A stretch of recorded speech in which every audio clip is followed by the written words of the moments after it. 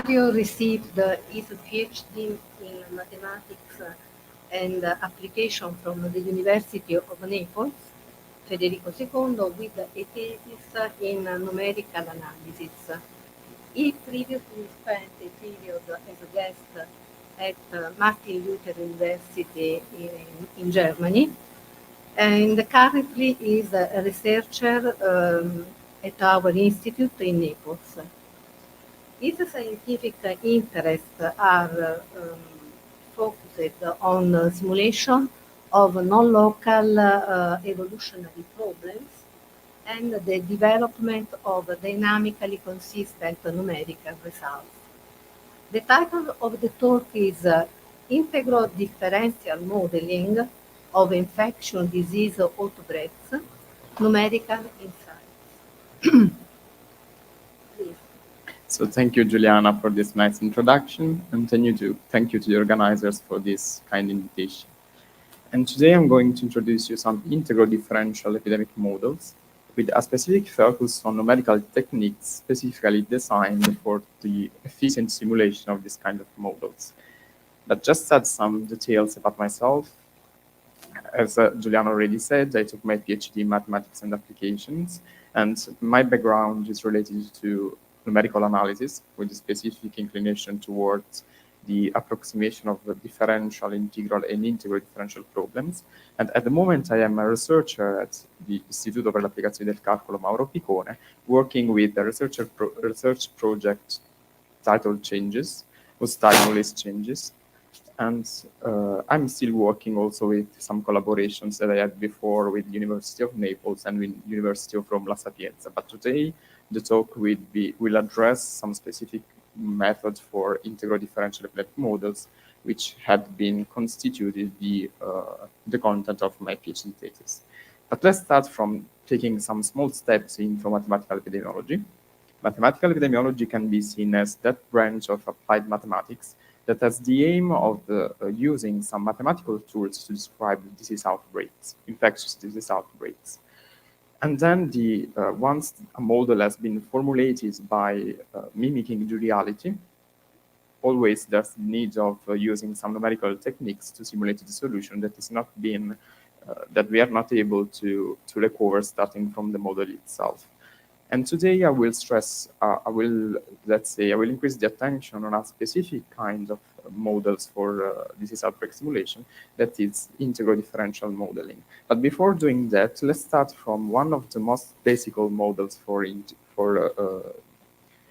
disease outbreak simulation, which is the SIR model. Imagine that you have a closed population. Now closed means that there is no inflow or outflow of people in the population. So you can imagine that the population is essentially divided in the most basic idea into three compartments. You have susceptible people, who are the ones that can get infection. You will have infectious and infected people, that are the ones that got the infection and can spread the infection. And then you will have recovered people, that in that case I have represented with superiors, because they are both recovered, so they healed from the disease, and they also got immunity to the disease. And from the mathematical point of view, the most basic idea is, okay, I will introduce one function for representing the size of each one of these compartments. So basically, we will have three mathematical functions. T is the time, depending on the time t. You will have S of t, I of t, and R of t, which represent respectively the size of susceptible, infected, and recovered people. And now the idea, okay, is that you want to model reality, and you have to account for a way of modeling both the infection and the recovering process. The infection is modeled through the first differential equation. Now on the left-hand side, you will have the the variation of the number of susceptible people, which is the incidence, the number of new cases. And it is both proportional to number of susceptible people and to infected people. More specifically, this kind of constitutive law is called the mass action principle. And of course, you can imagine more generalizations. But the important thing is that we have this parameter beta, which is known and is positive, which represents the contact rate. And the process of infection is responsible for a decreasing of number of susceptible people as well as for an increasing of number of infected people, as you can recognize for the second equation, which is the differential equation for number of infected individuals. And then we also have the healing process through this new factor alpha, which is a positive constant called the recovery rate. And of course, you have that the healing process causes a decreasing number of infected people and an increasing number of recovered people. And that's just one of the most known and basic models for disease outbreak simulation. But it is simple, but it is quite general enough to, let's say, to introduce all the properties of compartmental epidemic models with the drawbacks and the advantages of this kind of models. From a mathematical point of view, you can increase the number of compartments that you are considering, and then you will end up with SEIR model, for instance, or other generalization. But the problem, and you will have the advantage that from the numerical point of view, since you are never able to directly analytically solve this kind of equations, you will have that case, you will need some numerical methods, and there's a bunch of softwares for ordinary differential equations for ODEs. But the main drawback of this kind of models is even if you can generalize with a huge number of compartments, you will always have that the solution inside a compartment is static, which means that the infectivity remains the same for all people inside the compartment. And in order to overcome this issue, I will present some integro-differential models that combine together integral operators, integral non-local operators, and some differential ones. And before starting with this specific case, I just want to stress that integral equations are useful every time you need to introduce the past, the experience of the phenomenon in order to model the phenomenon itself. In that particular case, we will see an extension of generalization of SIR model, which takes in account the history of the infection and how much time has elapsed since the infection itself. So now let's focus on the left part of the slide. Here you can read the original integro-differential model proposed by Kermack and Mc-Kendrick in 1927. That's an integro-differential equation whose structure is more or less the same of the incidence equation of a SIR model, because you still have that the incidence is proportional to the contact rate and also proportional to number of susceptible people. And now you have that integral term, convolutional term, which takes in account all the history of the infection, starting from the beginning, from the onset of the epidemics, up to the time t. So you are involving non-local terms. And here, beta has the same meaning it had before, while the function A is called the mean infectivity kernel function. It's just the kernel for the convolution, and whose form can be set in order to incorporate some delays, some latent period inside the model without changing the form of the equations. And it can also be used to introduce a sort of stochasticity if you see the function A as the product of different functions. And it can be proved that this model is more general than the SIR model, because if you take the function A as an exponential distribution function, then you will end up with the SIR model, while if you take, for example, A as a gamma probability density function, then you will end up with the SEIR model. But we won't work directly with the formulation you can see on the left. We will deal with the formulation on the right, which is totally equivalent, but is expressed with respect to this new function phi, which is the total infectivity at time t. And as I already said before, it depends on how much time has elapsed since the infection. And this distinction did not exist before when we considered a SIR model. You just have infected individuals.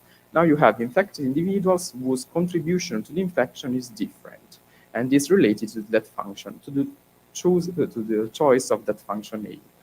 And as for the equations, you still have more or less the same structure. The first equation is the incidence equation, and then you have the Volterra equations related to the total infectivity and number of infected individuals.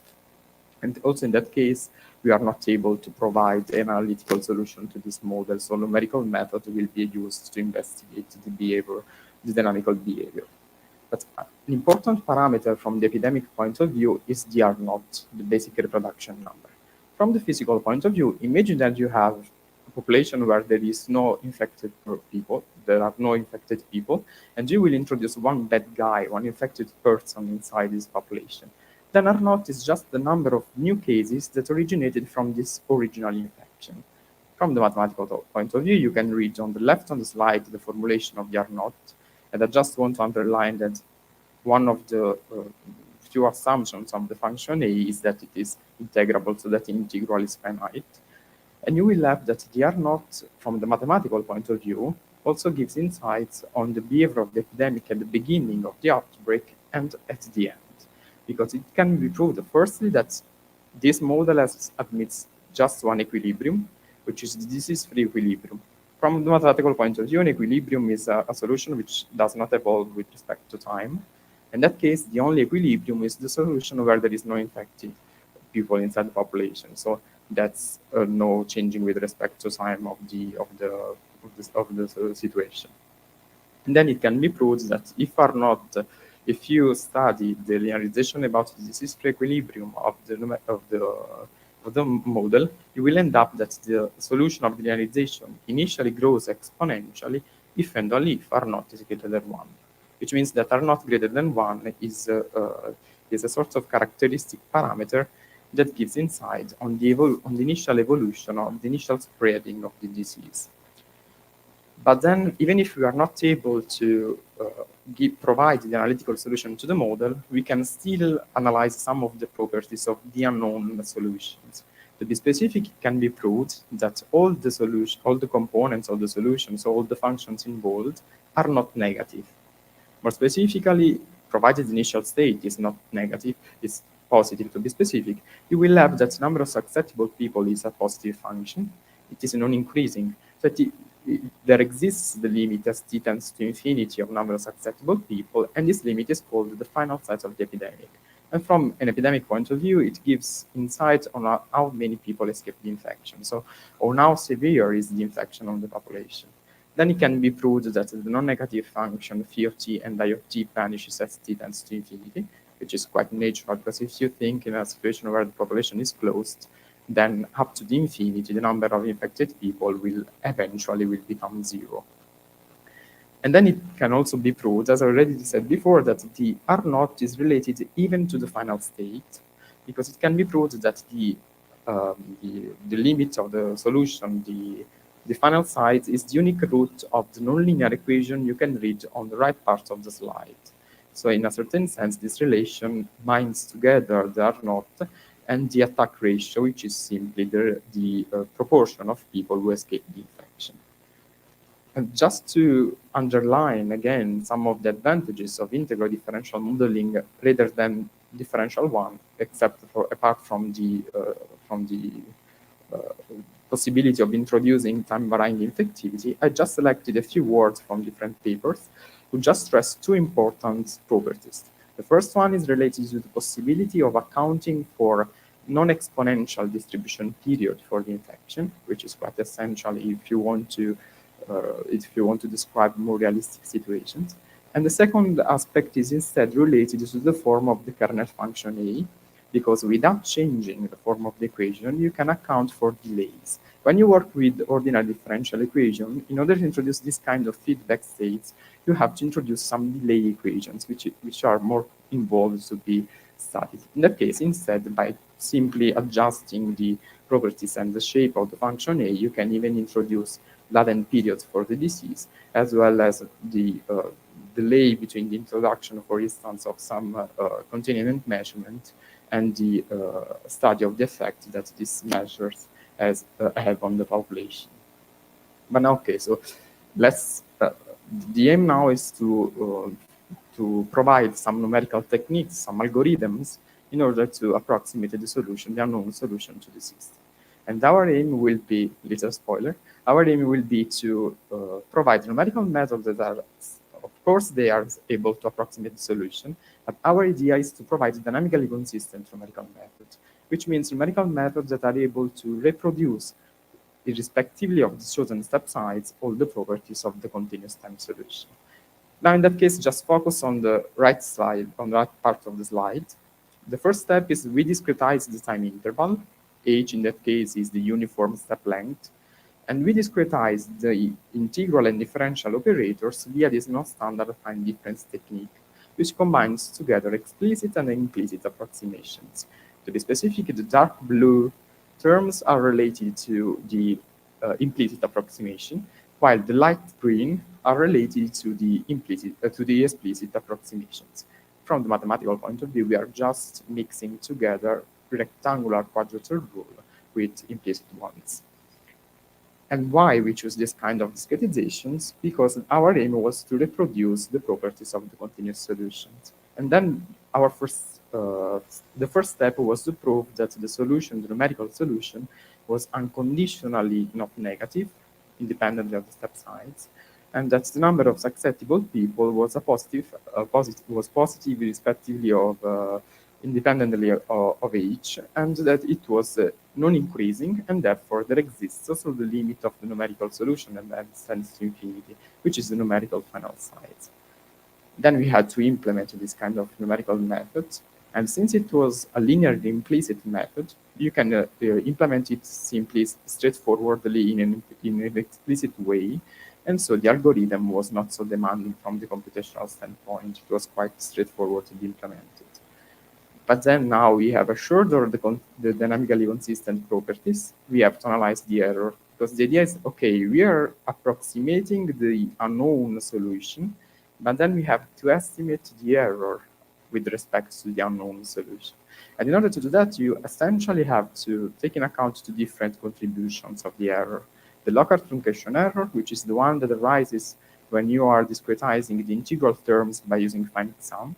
And then you have to study the global discretization error, that is the one that arises from the approximation itself.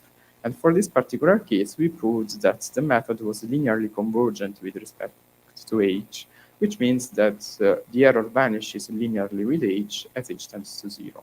So we were able to approximate the numerical solution even if the methods were not so accurate.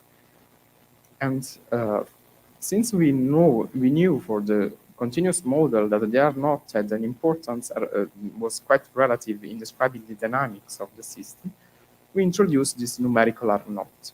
And under the assumption that you can read on the right part of the slide on the top, that are quite some assumptions that are quite common if you consider real applications, then you have that the numerical R naught converges towards the continuous one. And finally, we proved that the numerical R naught had a role for the discrete dynamics that was the equivalent of the role that the continuous R naught had for the continuous dynamic. Specifically, by studying linearization around the disease-free equilibrium, the disease-free fixed point of the numerical scheme, then we have that the numerical solution initially grows exponentially if and only if the numerical R naught is greater than 1. And finally, we even proved that the numerical final size was the unique root of that nonlinear equation, whose form was more or less the same as the continuous final size relation up to that spurious term u of h that we proved converges to 1 as h tends to 0. So in a certain way, we are still saying that the numerical method is even able to catch the asymptotic behavior of the epidemics. And just to convince yourself that dynamically consistent numerical methods are needed, in that just simple case, you can read on the right part of the slide the parameters of the simulations. I'm just comparing two different numerical methods for the same model. On the top, you will have the numerical simulation with our non-standard finite difference scheme, while on the bottom, you will have the same simulation, the same model simulated by using second-order trapezoidal scheme. Now, the method trapezoidal scheme is quite known method for Volterra integral equation, for Volterra integral system. It is nonlinear, so you have to solve a nonlinear system for each time step. It is quadratically convergent, but the problem is if the step size is not small enough, your simulation is physically totally wrong. Because if you look, for instance, the number of susceptible people, it becomes negative, and eventually it starts to grow, which does not make sense in the epidemic setting we are considering. Of course, if you reduce the step size, you will have a more accurate simulation, but you can imagine that with very long time simulations, you cannot reduce the step size so much. And Also, if you look at the black dot, which is an approximation of the final size of the epidemic, you will see that our non-standard affine difference scheme is more qualitatively more appropriate to describe the model with respect to the trapezoidal scheme. Now the problem is, okay, we have dynamically consistency, and this kind of properties are quite good. The problem is that we just have first order of convergence. So our aim was trying to retain all this property, but by switching to higher order numerical methods. But before doing that, let's make another step into mathematical modeling. And so let's switch to the age of infection or time since infection model with heterogeneous mixing. Because now we assume that the population is composed by different groups, different individuals. And each individual has some particular features, some particular properties, which makes him be different from the other individuals. In that case, we have that trace variable C, which represents can be related to different criteria, and the form of the equation is more or less the same.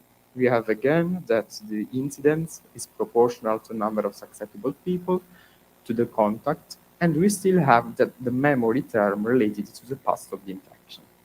Now the complication is that since we have different people, we have also to account the total contribution of all the different people to the infection through the integral over the trait space, but considering also the involved contact pattern between people inside the population. And this model is general to introduce, can be characterized for age-structured infections. It has been very recently used also to describe the difference between people who were used to wear face masks from the ones that were not used to wear them. And then it has been used for symptomatic and asymptomatic infections and so on. Now that's the most general formulation. We will deal with a specific case, that is the case in which the trait space is a discrete space. So essentially what we have, that the model can be written as follows. We are saying that there are D different groups with D greater than or equal to 2 groups inside the population. And then we rewrite equation by equation, the incidence equation and the total infectivity time t for each one of this group.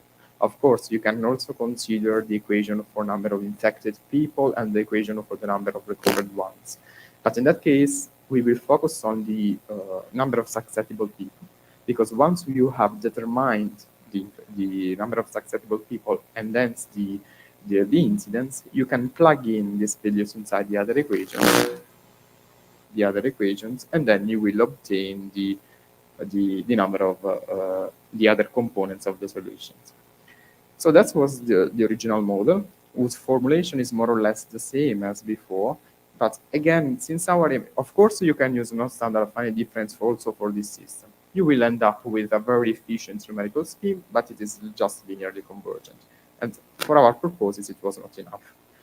So in order to go further into the simulation of this kind of models, we simply rescale the model itself. We rearrange the terms of the model by exploiting the known properties of the unknown solution. You can read on the left part on the slide the different positions that we did. Essentially, we changed the variable with Z, which was a sort of heterogeneously rescaling of number of susceptible people. In that case, we reformulated the model as the equation you can read on the right part on top of the slide, which is a Volterra implicit nonlinear integral equation. And then in that case, we proved that all the properties that we expected from an epidemic model were still satisfied. To be specific, the analytical unknown solution was positive, provided that initial value was positive. It was non-increasing. Therefore, again, there exists the limit of the continuous solution, was the final size. And this final size we proved was the unique solution of another nonlinear d-dimensional system. That was the one you can read on the bottom of the slide that we called the continuous final size relation. And now we reformulated the model in this way because our aim was to provide high-order unconditionally positive numerical method for it. So our idea was to rearrange the model in an equivalent way following that direction. Because once we wrote the model in this way, our idea was to change the approximation scheme for the non-local integral terms. And for doing that, just focus on the left part on the slide. I won't give the details about the integration rule, but the idea is that, okay, you have an integral term, an integral of an unknown function, and the idea is to approximate this integral by using a weighted sum of evaluations of that function. In that case, we chose to use specific quadrature rule that were with Gregory quadrature rules because they had some properties. For instance, they were all positive and they also had a particular convolutional structure because they were quite suitable for the asymptotic behavior, for studying the asymptotic behavior of the numerical solution. And then we end up with the numerical method you can read on the right part on the slide. Now the method is a d-dimensional nonlinear system to be solved. So the first step was to prove the existence of a numerical solution, which essentially means that we had to prove that independently of the positive value of h, there exists a unique solution to the nonlinear system represented by the numerical method for each time step. That's quite important. Then we proved the existence of a positive numerical solution, which was bounded from above by 1. Let's focus on the meaning of that function, since that z is practically the rescaling of the solution. It has to be from, it has to admit value only from 0 to 1. And then in a very specific case, we also proved that the numerical solution was even non-increasing. But now, okay, I will show you that we are gaining order of convergence in this way. But the problem is that since we are not this kind of schemes are not monotonicity preserving, we still have to prove the existence of the numerical final size, which is quite involved. Again, we studied the error. The form of the error is different, but the concepts are already the same, the ones that I already introduced before. Then we proved that in that case, the method was convergent of order n0 plus 1. Now, n0 was a parameter whose defined the kind of rules that we are employing. There were n0 steps quadrature rules, and n0 is greater than or equal to 1. So in the worst case, you will have second order convergence, but we went further with the third order of convergence and the fourth order of convergence by using some first and second Gregory rules. Okay, so again, the features of the scheme that we were interested in were essentially the unconditionally positivity and the ability to reproduce with an high order of convergence the asymptotic behavior.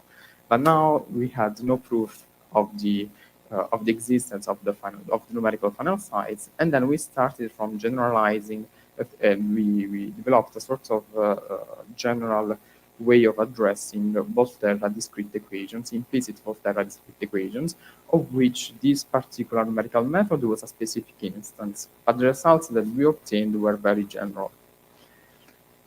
Okay, so let's start from, again, the assumption we made are still the same.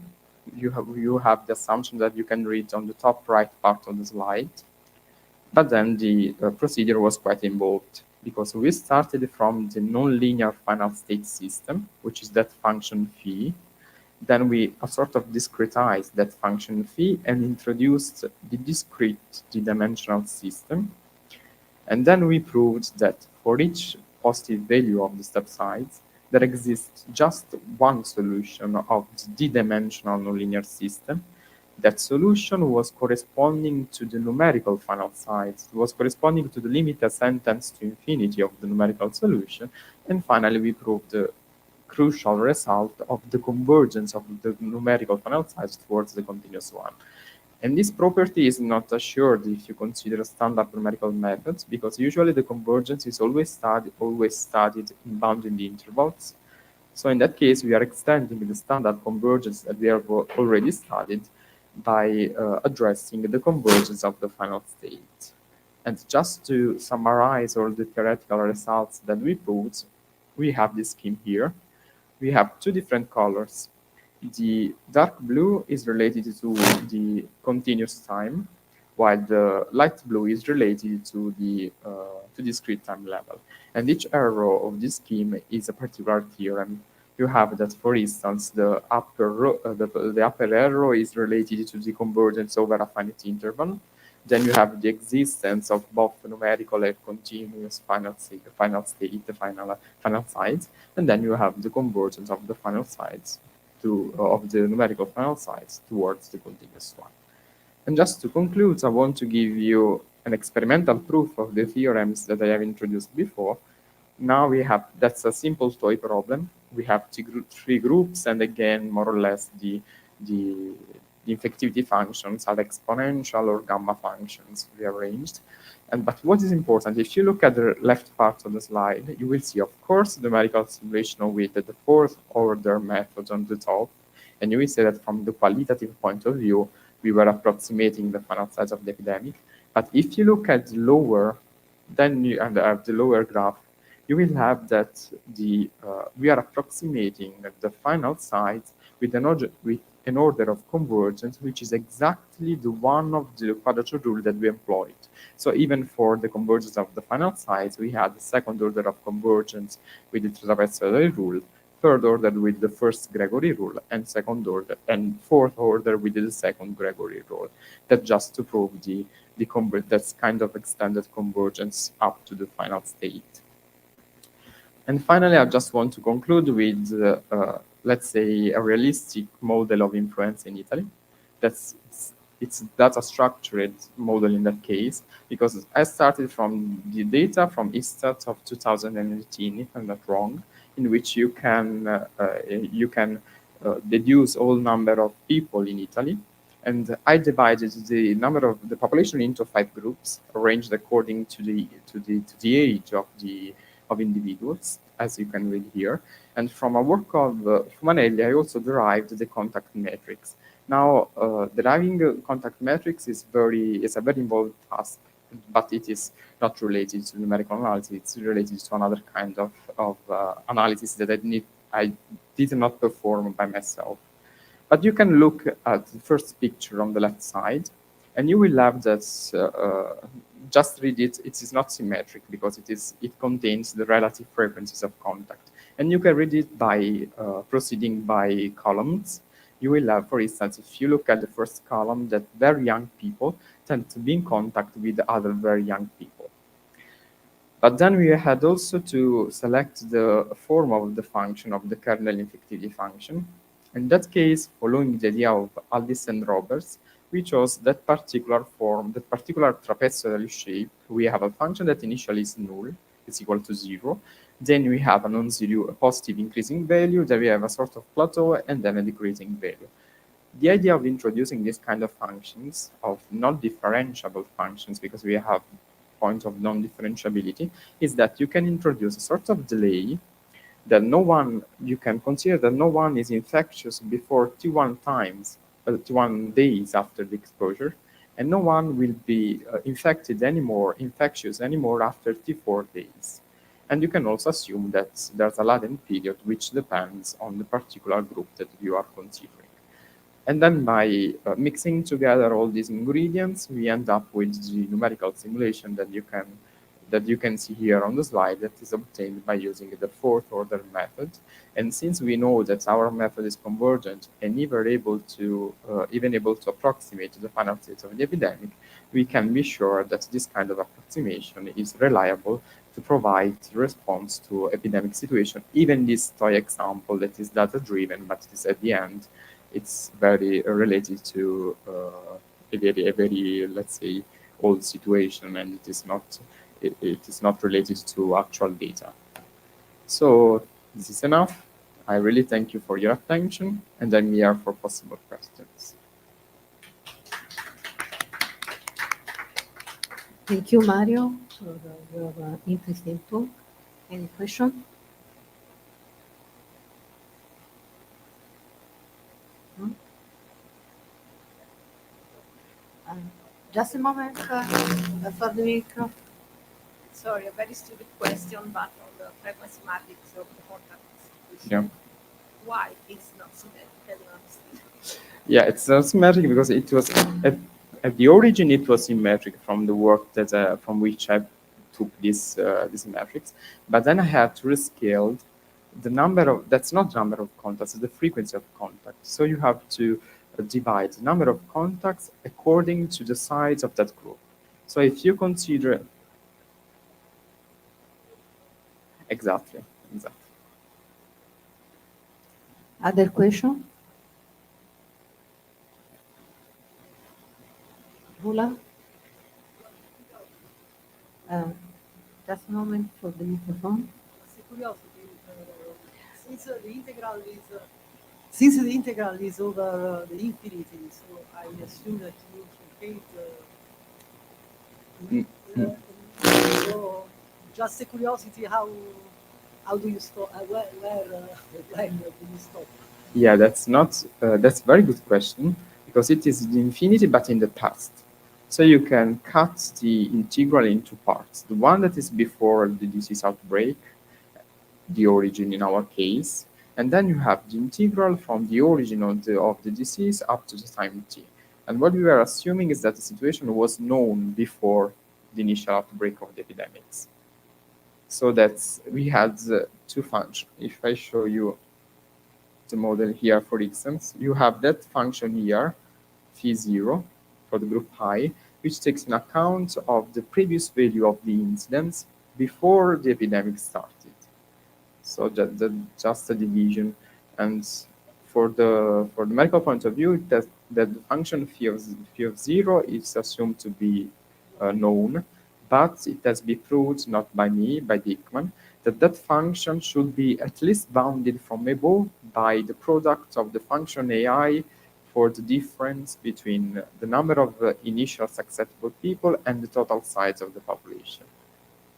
So we still have some, yeah, of course, one of the problems could be, okay, how do I have to select the function starting from data? Yeah, it could be a question, but you will not cut the integral in terms that you are neglecting a tail. You are simply separating for what happened before the outbreak that is known and what happened from the outbreak up to now. It's known approximatively. It's known approximatively, but it is an approximation because, or not? Yeah, not, yes. I mean, you can try to find some models to select that function, yeah. But it's not approximated in the sense of the numerical analysis. Thank you. Very nice slide. Thank you, Mario. There are other questions in the chat. One from Nicola Pollonio. Nicola Pollonio says, it seems that in the general model with groups, individual which within each group are indistinguishable. Are there models that allow interaction between individuals of the same group, namely graph for each group? Of course, you can consider different models based, for instance, agent-based models in which you can also model the interaction between the groups as an outer shell, let's say, and then also the interaction within each group. So of course, there are, I've never seen an agent-based age of infection model. So I've never seen the combination of agent-based model and of that kind of integro-differential models, but it can be an idea of mixing both kind of interactions. Another question is from Roberto Natalini. Which are the regularity, how is it difficult to calibrate this model against data? Okay, I've never worked directly with data, but the main, let's say, the main purpose, the most difficult problem related to data fitting could be related to the shape of the function A. Because first of all, you have to understand how in the process of the infection, how the infectivity changes with respect to time. Let's say one of the most natural things is to think that the infectivity will decrease as time goes by, or even some other shapes that may be proposed into the literature. But what's the problem of estimating data is that in order to do that, you need to solve the inverse problems.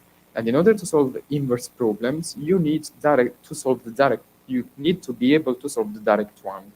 And so, yeah, that was the first step. But of course, one of the interesting developments of our work could be to adapt these models, these general models, to data. And from this point of view, the non-standard finite difference method is more suitable because you can think that it is not a numerical method, it is a discrete model, and then you can see H, for instance, as the difference between the different measurements of data. In that case, the first method, non-standard finite difference, is more suitable to be used for fitting data. Okay, thank you. From Claudio Capone, another question is, which are the regularity hypotheses you need for the kernel function? Okay, from the numerical point of view, what we need, first of all, is that the function is integrable, because otherwise you cannot consider all the asymptotic analysis that we conducted. Actually, we don't need the function to be differentiable. To be specific, we don't even need that it is continuous everywhere. We can also imagine a situation in which it is almost everywhere continuous. So you will have a finite number of isolated discontinuities. But in that case, you have to be careful with the mesh size because you have to pick the mesh size in a way in which the different discretization points some of them will include the discontinuities, because otherwise your numerical method will try to approximate in a non-correct way. Okay, I have a question. One is the model that you present do not account the demographic effect. What about this problem? Okay, there are, you can imagine of modifying, for instance, the equation of acceptable people by introducing some terms related to demography, to death and birth. But in that case, the numerical technique could also be employed again. And from the theoretical point of view, the continuous model will not admit anymore a final size relation. You will have a final size inequality, which is quite different. But then you can still use the non-standard finite difference method, while you cannot use the one that we developed for direct quadrature rule, because we played with a sort of constant variation formula for the model itself that cannot be employed if you consider demographic turnover.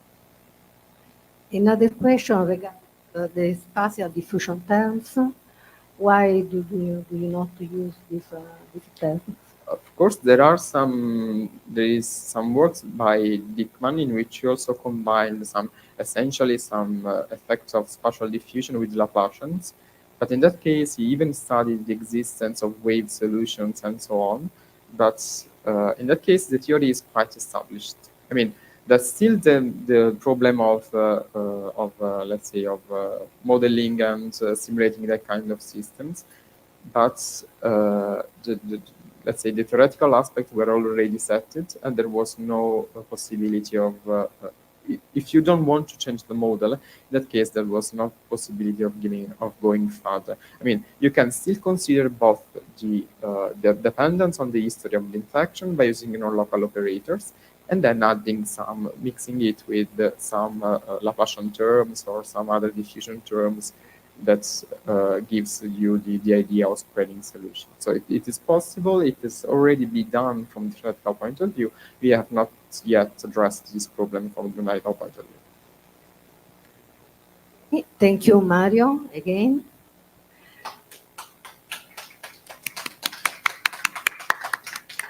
That's all for today. See you to the next seminar. Thank you.